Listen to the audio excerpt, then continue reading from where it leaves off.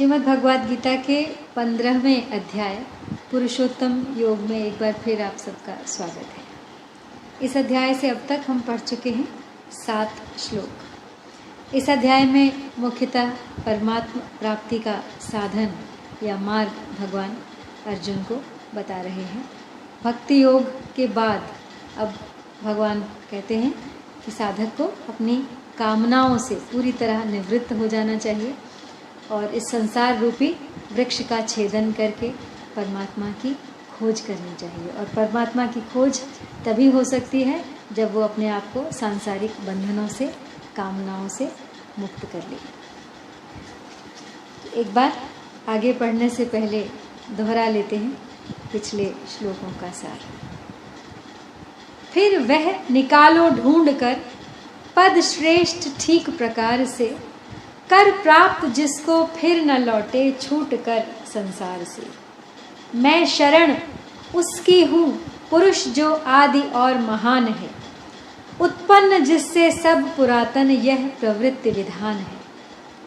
जीता जिन्होंने संग दोष न मोह जिनमें मौन है, मन में सदा जिनके जगा आध्यात्म ज्ञान प्रधान है। जिनमें न कोई कामना सुख दुख और न द्वंद्व ही, अव्यय परम पद को सदा ज्ञानी पुरुष पाते वही। जिसमें न सूर्य प्रकाश चंद्र न आग ही का काम है, लौटे न जन जिसमें पहुँच मेरा वहीं पर धाम है। इस लोक में मेरा सनातन अंश है यह जीव ही, मन के सहित 6 प्रकृतिवासी खींचता इंद्रिय वही। तो अब आज उससे आगे भगवान कहते हैं कि मन सहित इंद्रियों को अपना मानने के कारण जीव किस प्रकार उनको साथ लेकर अनेक योनियों में घूमता है। इससे पहले उन्होंने एक बात बताई थी कि इच्छाएं मनुष्य में 3 प्रकार की होती हैं। एक भोग की इच्छा, एक तत्व की इच्छा और एक प्रेम की इच्छा। अब भोग की इच्छा कामना, तत्व की इच्छा जिज्ञासा और प्रेम की इच्छा पिपासा यानी अभिलाषा कहलाती है। भोग की कामना शरीर को लेकर होती है, तत्व की जिज्ञासा स्वरूप को लेकर होती है और प्रेम की पिपासा परमात्मा को लेकर होती है। तो शरीर को अपना मानना भूल है, क्योंकि शरीर प्रकृति का अंश है। इसलिए शरीर को लेकर होने वाली भोग की इच्छा प्राकृत होने से अपनी नहीं है। तो भगवान कहते हैं कि प्रेम की इच्छा सही है, प्रेम की इच्छा सार्वभौम है। प्रेम की प्राप्ति होने पर मनुष्य जन्म पूर्ण हो जाता है और फिर कुछ बाकी नहीं रहता। तत्व ज्ञान प्राप्त होने से वह जीवन मुक्त हो जाता है, किंतु प्रेम की प्राप्ति से वह परमात्मा को प्राप्त करने में सक्षम हो जाता है। तो अगला श्लोक है, शरीरम यदवाप्नोति यच्च अप्युत्क्रामतीश्वरः, गृहीत्वैतानि संयाति वायुर्गन्धानि वाशया। यानी वायु गंध के स्थान से गंध को ग्रहण करके ले जाती है। ऐसे ही शरीर आदि का स्वामी बना हुआ जीवात्मा भी जिस शरीर को छोड़ता है, वहाँ से इस मन सहित इंद्रियों को ग्रहण करके फिर जिस शरीर को प्राप्त होता है उसमें चला जाता है। आत्मा जाती है, मन को साथ ले जाती है। तो जिस प्रकार वायु इत्र के फाहे से गंध ले जाती है, किंतु वह गंध स्थायी रूप से वायु में नहीं रहती, क्योंकि वायु और गंध का संबंध नित्य नहीं है। इसी प्रकार इंद्रियां, मन, बुद्धि, स्वभाव आदि सूक्ष्म और कारण दोनों शरीरों को साथ अपना मानने के कारण जीवात्मा उनको साथ लेकर दूसरी योनि में जाता है। जैसे वायु तत्वतः गंध से निर्लिप्त है, ऐसे ही जीवात्मा भी तत्वतः मन, इंद्रियां, शरीर से निर्लिप्त है। परंतु इन मन, इंद्रियां, शरीर आदि में मैं, मेरेपन की मान्यता होने के कारण वह इनका आकर्षण करता है। जैसे वायु आकाश का कार्य होते हुए भी पृथ्वी के अंश गंध को साथ लिए घूमती है, ऐसे ही जीवात्मा परमात्मा का सनातन अंश होते हुए भी प्रकृति के कार्य शरीरों को साथ लिए भिन्न भिन्न योनियों में घूमता है। जड़ होने के कारण वायु में यह विवेक नहीं है कि वह गंध को ग्रहण न करे, परंतु जीवात्मा को तो यह विवेक और सामर्थ्य मिला हुआ है कि वह जब चाहे तब शरीर से संबंध मिटा सकता है। भगवान ने मनुष्य मात्र को यह स्वतंत्रता दे रखी है कि वह चाहे जिससे संबंध जोड़ सकता है और चाहे जिससे संबंध तोड़ सकता है।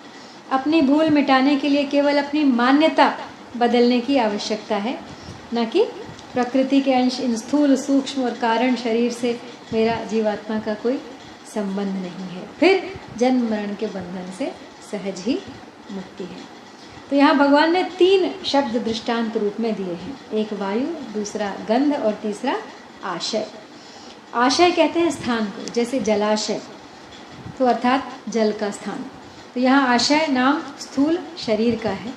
जिस प्रकार गंध के स्थान आशय इत्र के फाहे से वायु गंध ले जाती है और फाहा पीछे पड़ा रहता है, इसी प्रकार वायु रूप जीवात्मा गंध रूप सूक्ष्म और कारण शरीरों को साथ लेकर जाता है।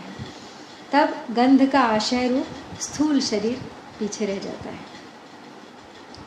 तो इस जीवात्मा से 3 खास भूलें जो है वो हो रही हैं।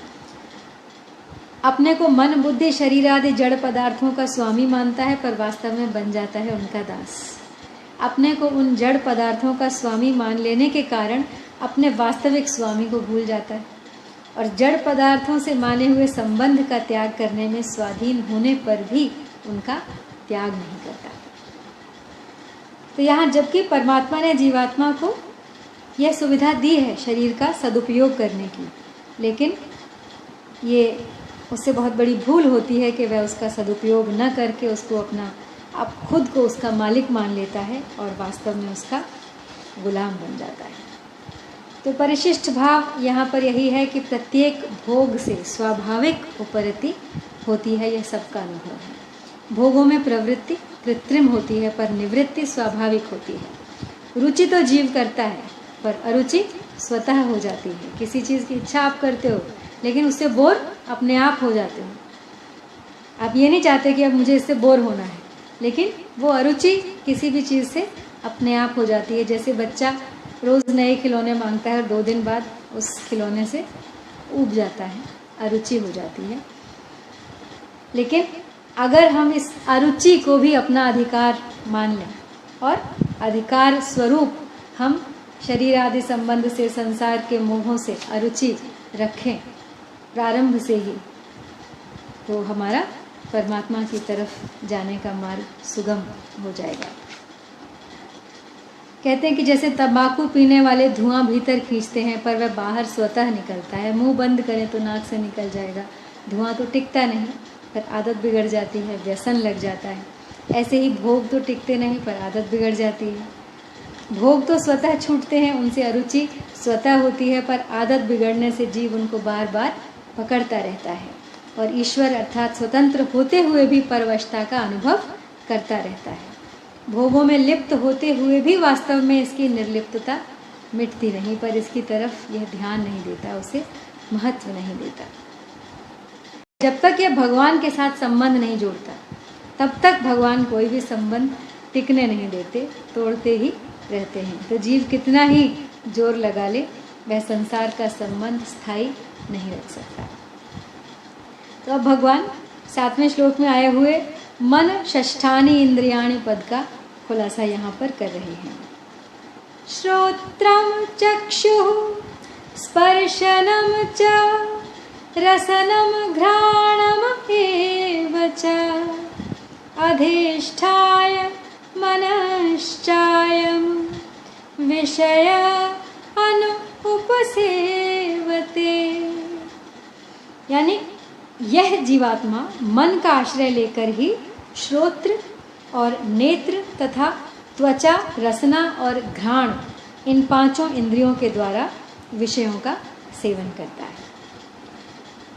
मन में अनेक प्रकार के अच्छे बुरे संकल्प विकल्प होते रहते हैं, इनसे स्वयं की स्थिति में कोई अंतर नहीं आता, क्योंकि स्वयं चेतन तत्व आत्मा जड़ शरीर इंद्रियां मन बुद्धि से अत्यंत परे हैं और उनका आश्रय तथा प्रकाशक है। तो संकल्प विकल्प आते जाते रहते हैं और स्वयं सदा ज्यों का त्यों रहता है, लेकिन मन का संयोग होने पर ही सुनने, देखने, स्पर्श करने, स्वाद लेने तथा सूंघने का ज्ञान होता है। तो जीवात्मा को मन के बिना इंद्रियों से सुख या दुख नहीं मिल सकता। इसलिए यहाँ मन को अधिष्ठित करने की बात कही गई है। तात्पर्य है कि जीवात्मा मन को अधिष्ठित करके अर्थात उसका आश्रय लेकर ही इंद्रियों के द्वारा विषयों का सेवन करता है। तो अपने मन को हम जितना अपने काबू में रखें, क्योंकि वही स्वयं के साथ परमात्मा की तरफ जाता है। और जो कुछ हमने इस मन में, इस संसार में ग्रहण किया, वह हमारे साथ जाएगा, अच्छा या बुरा। जो भी गुण हमने ग्रहण किए मन के द्वारा। तो श्रवणेंद्रिय अर्थात कानों में सुनने की शक्ति श्रोत्र कहलाती है। स्तुति, मान, बड़ाई, आशीर्वाद, मधुर गान, वाद्य आदि और प्रतिकूल निंदा, अपमान, शाप, गाली आदि शब्द सुने हैं, पर उनमें स्वयं में क्या फर्क पड़ा? तो कोई मृत्यु का समाचार मिला, किसी के जन्म का समाचार मिला, दोनों समाचार सुनने में कोई अंतर नहीं आया मन पर। जब ज्ञान में भी कोई अंतर नहीं आया, मृत्यु का जो ज्ञान हुआ उस ज्ञान में कोई अंतर नहीं आया, जन्म का जो ज्ञान हुआ उसमें कोई अंतर नहीं आया, तो उसकी तरफ दृष्टि न रखकर इस ज्ञान पर ही दृष्टि रखनी चाहिए। इसी तरह अन्य इंद्रियों के विषय में भी समझ लेना चाहिए। नेत्रेंद्रिय अर्थात नेत्रों में देखने की शक्ति चक्षु है। तो आज तक हमने अनेक सुंदर, असुंदर, मनोहर, भयानक दृश्य रूप देखे हैं, लेकिन उनसे अपने स्वरूप में कोई अंतर नहीं पड़ा। स्पर्श करने की जो हमारे पास शक्ति है, उससे भी हमने कई तरह के स्पर्श किए हैं, लेकिन हमारी स्वयं की स्थिति में उससे कोई अंतर नहीं पड़ा। रसेंद्रिय जीभ के स्वाद से अलग अलग तरह के स्वाद हमने चखे हैं, कड़वा, खट्टा, तीखा, मीठा, कसेला। उन सब स्वादों का भी मन पर असर पड़ा, लेकिन हम पर असर नहीं पड़ा। अब घ्राणेंद्रिय अर्थात नासिका में सूंघने की शक्ति, तरह तरह की सुगंध और दुर्गंध भी हमने ग्रहण की है, लेकिन उससे भी हम पर कोई फर्क नहीं पड़ा। तो यहाँ पर परिशिष्ट भाव यही है कि विषयों का सेवन करने से स्वयं की गौणता हो जाती है और शरीर संसार की मुख्यता हो जाती है, इसलिए स्वयं भी जगत रूप हो जाता है। तो अब पीछे के इन 3 श्लोकों में भगवान ने जीवात्मा के स्वरूप का वर्णन किया था। अब उस विषय का उपसंहार करने के लिए आगे के श्लोक में जीवात्मा के स्वरूप को कौन जानता है और कौन नहीं जानता है, इसका वर्णन किया गया है।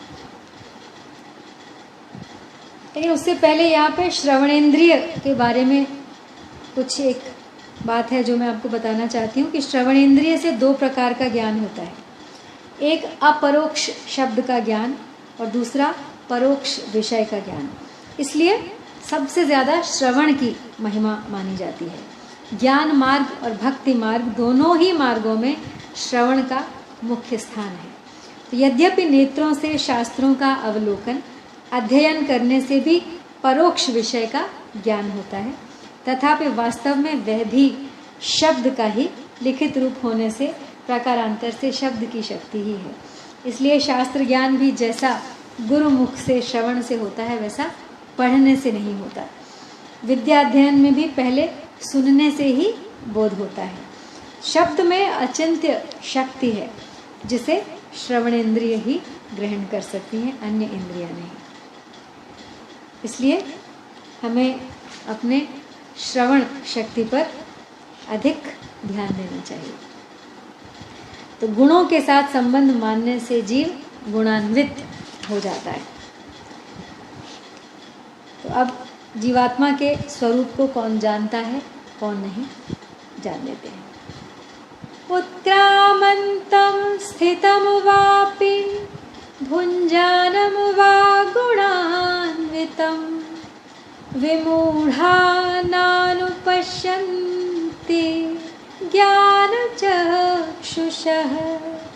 यानी शरीर को छोड़कर जाते हुए या दूसरे शरीर में स्थित हुए अथवा विषयों को भोगते हुए भी गुणों से युक्त जीवात्मा के स्वरूप को मूढ़ मनुष्य नहीं जानते। ज्ञान रूपी नेत्रों वाले ज्ञानी मनुष्य ही जान पाते हैं।